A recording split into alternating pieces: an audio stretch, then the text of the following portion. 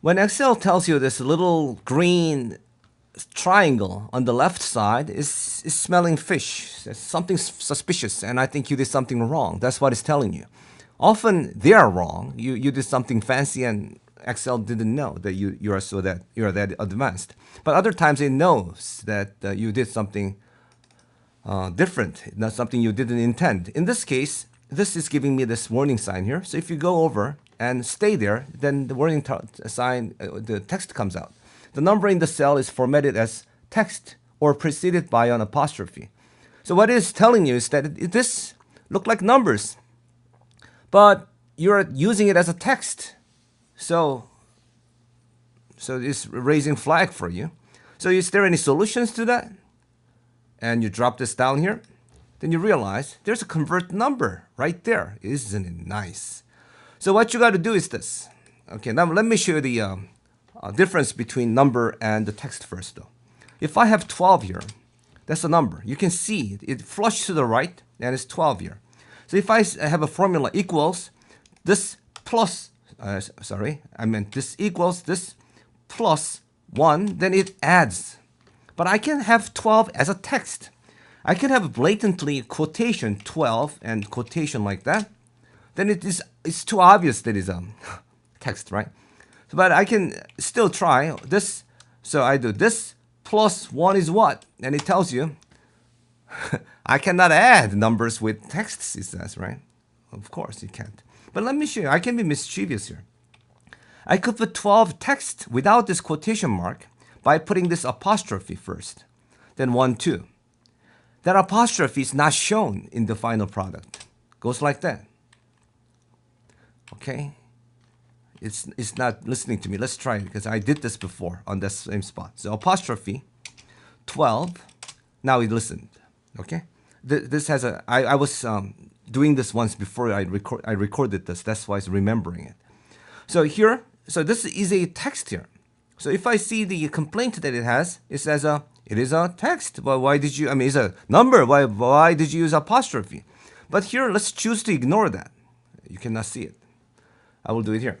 So apostrophe 12. Then I will get this flag, right? And in it, it will say, or it will offer me an option to fix those things. So if I see the options, one of them is ignore error.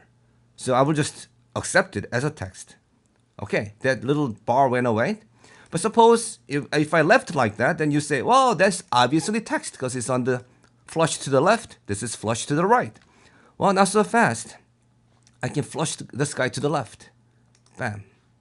And I can flush this look at this apostrophe here. That's not a number.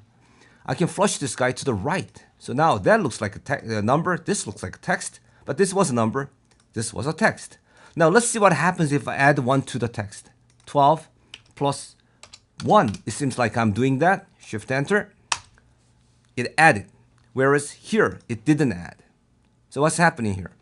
This, you blatantly said is a quotation 12. This is a string. Whereas this one, you try to sneak in as a text here.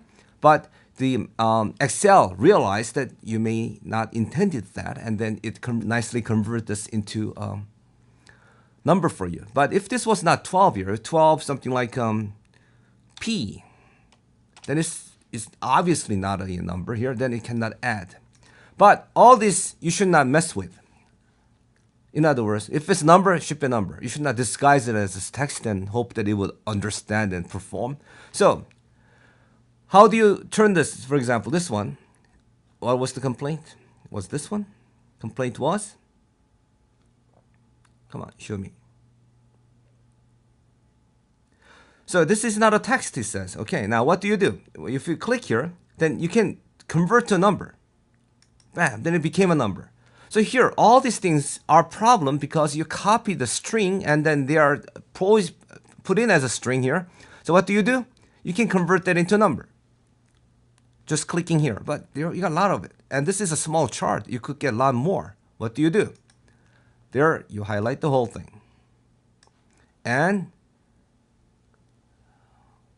click. Man, it's just not showing at the right time. I gotta, okay, here we go.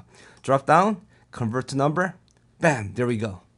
Now you're free to do whatever you like. And also save this and have Mathematica import for you. So now let's just do here. And you can do the graphing and all. So very good. This is very nice looking data. And I will show you how to process further on the next module.